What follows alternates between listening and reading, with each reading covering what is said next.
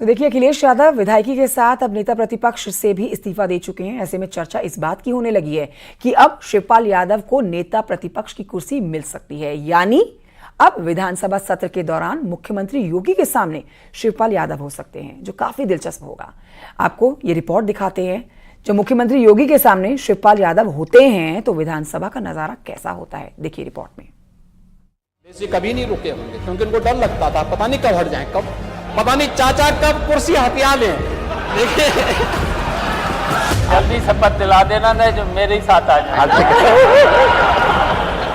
Vote bank की राजनीति आप कर रहे हैं, हम लोग नहीं कर रहे हैं।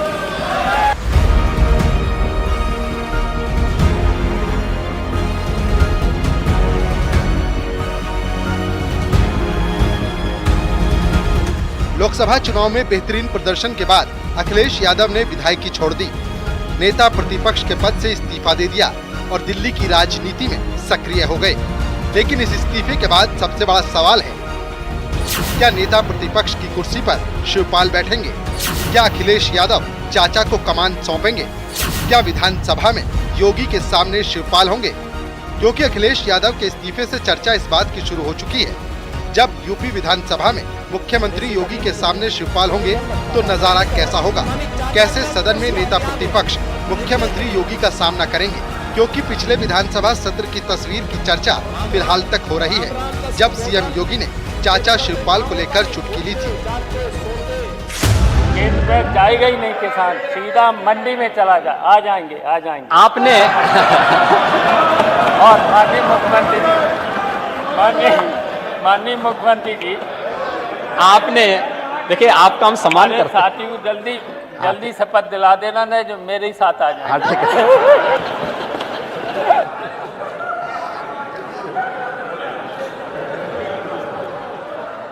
आपने शिवपाल जी, आपने अगर ये इमला सत्ता में रहते हुए भतीजे को पढ़ाया होता ना, तो संभवतः कुछ अन्नदाता किसानों का हित हो गया होता। लेकिन भतीजा है कि सुनने को तैयारी नहीं आपकी बात को, पता नहीं चाचा कब कुर्सी हथिया लें।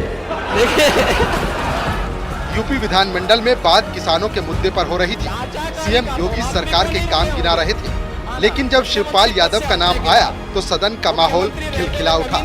हालांकि तब शिवपाल यादव सिर्फ विधायक थे, लेकिन अब उनके कंधे पर नेता प्रतिपक्ष की जिम्मेदारी लदने वाली है।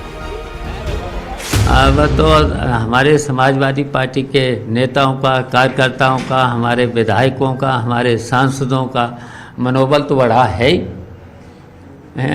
बढ़ा ही है। तो अब ठीक है, विधानसभा में ठीक ही होगा।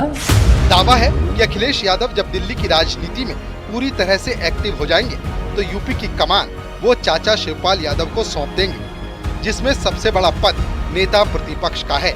हालांकि अभी इस बात की पुष्टि नहीं हुई है, सिर्फ कयास और संभावनाओं का बाजार गर्म है। माना जा रहा है कि अगले महीने विधानमंडल का सत्र बुलाया जाएगा। सत्र में अध्यादेशों को मंजूरी दिलाई जाएगी। पिछला सत्र 2 से 10 फरवरी तक चला था। इस बार शिवपाल हो सकते हैं नेता प्रतिपक्ष, यानी सिर्फ 1 महीने का इंतजार और फिर यूपी विधानमंडल में अखिलेश की जगह शिवपाल यादव हो सकते हैं, जिनका मुकाबला मुख्यमंत्री योगी आदित्यनाथ से होने वाला है। और इस पल का इंतजार यूपी की जनता बेसब्री से कर रही है। Bureau report, news 18।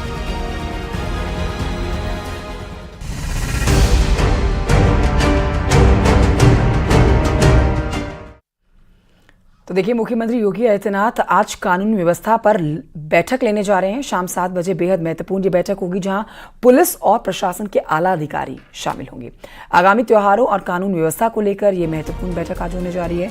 ADG zone, मंडलायुक्त, पुलिस कमिश्नर, सभी आईजी और डीआईजी वर्चुअली इस बैठक से जुड़ेंगे।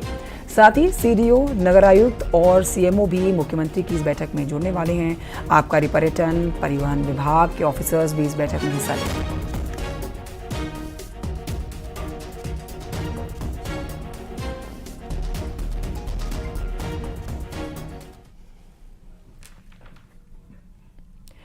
उधर कुवैत में हुए भीषण अग्निकांड में 49 लोगों की आग से झुलसकर मौत हो गई। हादसे में मरने वाले लोग, जिनमें सबसे ज्यादा भारतीय हैं 41, और इस घटना के बाद भारत सरकार की ओर से तत्काल कुवैत की सरकार से संपर्क किया गया।